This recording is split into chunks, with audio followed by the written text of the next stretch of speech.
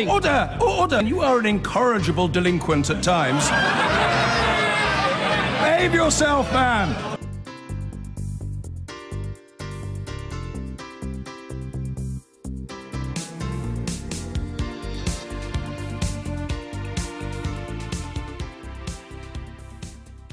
Now, we're joined by the Shadow Brexit Secretary, Keir Starmer. Welcome to the Daily Politics. Should the PM be congratulated? It's good there's been progress. Obviously, it's come a bit later than we thought, but it is progress, and it was really important that we hit the deadline next week, because if that had been missed, it was going to be another 3 months until we could have got to that deadline. And we do need to move on to talk about the next stage. Most importantly, transitional measures, because businesses, as you know, around the country are all saying we need to know that there will be transitional measures and they'll be on the same terms as now. Now, that's a debate that should have started in October, quite frankly. It certainly needs to start straight away. So it's good that we've got to this stage. When are we going to hear from Jeremy Corbyn, the leader of the Labour Party, on this very important moment in Britain's constitutional history? Well, Jeremy dealt with Brexit, I think, at PMQs this week. I'm sure it's going to be a statement. But today, an agreement has been reached. Wouldn't you expect to hear from Jeremy Corbyn? Well, Jeremy's over in Geneva. We had a statement out, I think, within about half an hour of the developments in Brussels. I've done various bits of media this morning. I do various more. I hope that is putting across our message in the way that Well, let's try and get to the expect. bottom of what your message is, because you want to retain the benefits of the single market as closely as possible. Yes. Isn't the best way of retaining the benefits of the single market staying in the single market? Well, this question of staying in just needs to be dealt with, and we haven't really dealt with this adequately. At the moment, we're an EU member, and as an EU member, we are in the single market. When we leave, we then have to strike a new agreement with the EU. Right. That's the only way. There's no staying in.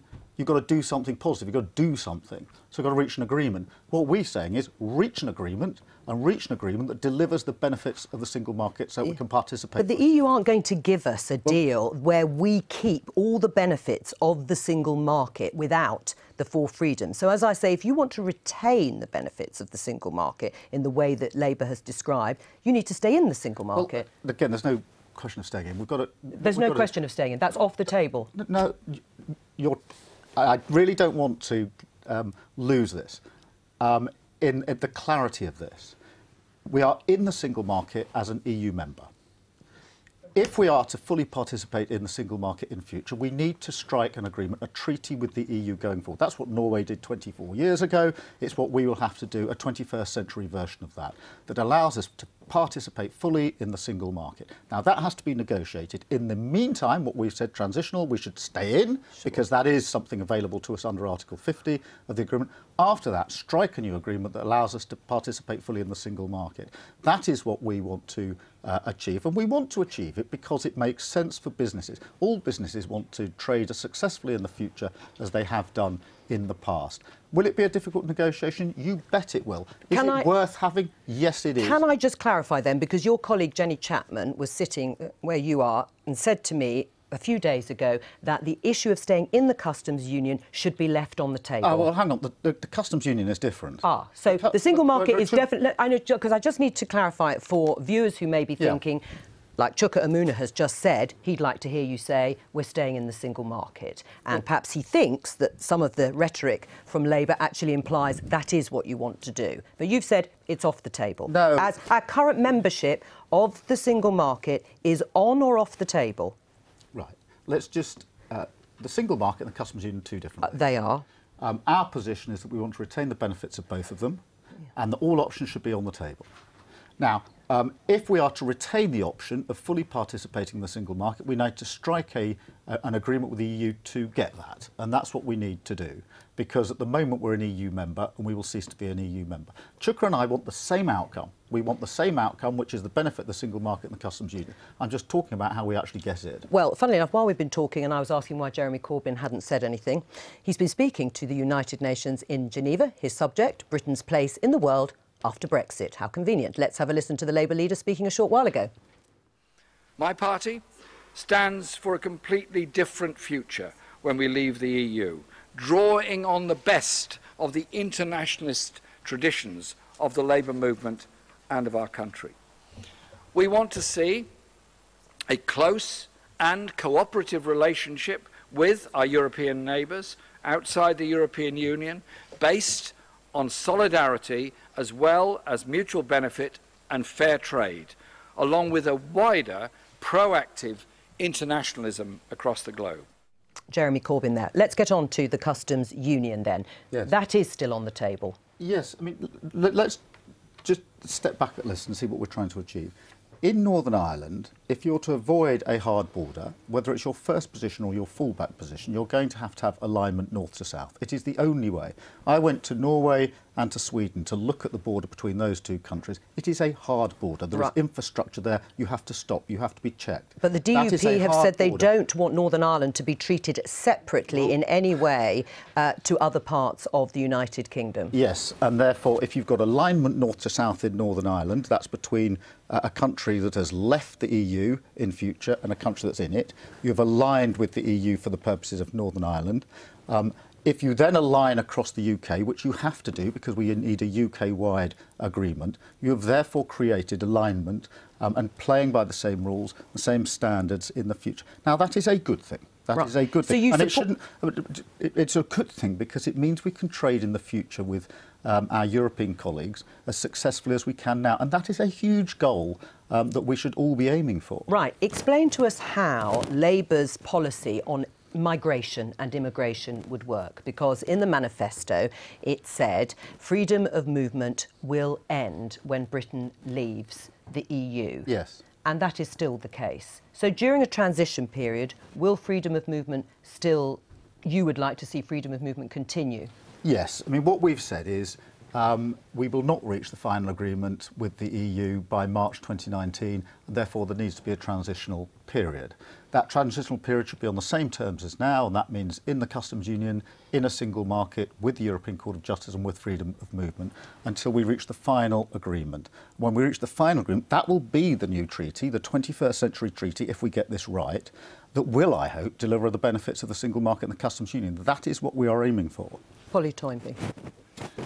Well, I think that, you know, Keir is a lawyer, and sometimes perhaps people misunderstand the difference between technically being in the single market and actually being on the same terms as the single market. I'm not sure it makes very much difference. What matters is that we get exactly the same trade agreements, single market and customs union, as we have now. It's what matters to the DUP and for the border.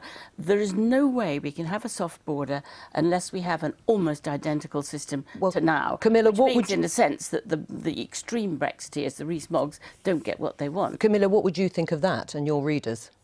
I'm just confused. I know you've tried to explain it a number of times, Keir, but I think readers are really confused by Labour's position in trying to mirror the single market and customs union membership while not actually being in it, or maybe being in it a bit, and what that effect that has on controlling immigration, first of all. I mean, Remainers often say that Brexiteers didn't know what they were voting for, which is a strange premise. Chuck has said it earlier. How would he know? He's never been a Brexiteer. Brexiteers voted to maintain some full control of our legal system, to control immigration, to have free trading partnerships with the rest of the world, and to move forward in that brave new future. What you're both suggesting is a fudge, and it's not what the British public voted for. Right. What about the... Yes, answer that first. There are two bits of this. There's the referendum, and there's what's the future relationship with the EU going to be? What's actually going to be the base of the next 40 years? I don't think anybody voted either way to damage our trading relationship with the EU. And if we don't stay aligned, if we don't have the benefits of the single market customs union, if we haven't got a customs union arrangement, if we're not fully participating in the single market, you will damage our trade with the European Union. Right, that is so we will be rule takers. And I haven't met anybody who voted leave who said, I was voting to damage our trade with the EU going forward. Nobody suggested that they have. Unless you stay aligned, unless you're participating fully in the single market and the customs union. That's why these are so important. In the end, maybe it is overly loyally. What we want is the single market and the customs union, a set of arrangements delivering in the way that they deliver now, because that's the only way to preserve trade in the future. And nobody voted to damage our ability to succeed in trading with the EU in the future. And we need to be clear about this, because whatever this arrangement is, it's going to be the arrangement for decades to come, and we need to get it right. And we need to make a big decision, which is Are we looking at Europe as our major trading partner of the future, or are we under the sort of fantasy that there's some other set of countries out there that are going to make up for everything we lose in Europe? Right, but by staying fully aligned in the way that you have just said, with those sort of customs and standards, we will, in essence, be taking some of the rules from the European Union, which is not what Brexit meant. We will be on the same level playing field, we will be applying the same standards, and so we should. And we'll take rules from the European Union and we'll have no say in how they are set out. Who wants to reduce rights at work? Who wants less rights for environmental protection? Aren't you taking a lot away from the trade union movement by suggesting rights at work are only an EU construct? The only people who want to diverge, who want different standards, are those that want lower standards. You can't possibly be saying as a Labour right that it's only the EU that attributes rights at work. What are you saying about your own trades union movement? For goodness sake. It's quite true. The social chapter had to be fought for, and the Tories kept us out of it, and then Labour got us. But no one is saying that they're going to be taken away. It was new rights. Nobody's suggesting for 1 minute that we're going to suddenly tear up workers' rights because we're leaving the EU. It's not a question of where these rights came from. It's not a question of people say. Not a question of where they came from. The basic deal in Europe is you get the huge advantage of the customs union, the single market, so long as you're on a level playing field. And so it's not where the rights came from, it's whether we've got the same standards across Europe. If you've got the same standards, you can continue to trade successfully into the future. If you don't have the same standards, you can't. It's as simple as that. Will freedom of movement end when we leave? Well, freedom of movement will have to end, will have to change. The Labour Party has been clear about that. That's a matter for the negotiations. And we need to think about, in this country, what immigration rules we want. You say the review going you say it will change. How will it change? Will it actually end? Will it stop? Yes, because once we leave the EU, the rule about freedom of movement goes. We don't have any immigration rules then, and we've got to draft them. That is what we're expecting, an immigration bill coming down the track probably next year from the government, because once we leave, those rules are gone, and we've got to therefore craft them in our own legislation. And then you accept that we will not have the access to the single market in the way we have it now as a member. Well, that depends on the negotiation. It depends where we end up with. So it's a cake and eat it. No, it's not cake and eat it. But who would start the negotiations? Like cake and eat it. Who would start the negotiations by saying, please chop my right arm off or my left arm off because I want to be worse off than I am now? Of course you start by saying, we want the benefits, we want a model that works for the 21st century, and we want a discussion about freedom of movement. This is not against an unchanging European background. Europe has changed over the years, as you know. We haven't established in this country precisely what rules we want in immigration. And to chuck that away before we start it means that you would damage our trade with Europe, and I don't think anybody voted for that. Keir Starmer, thank you very much. I've been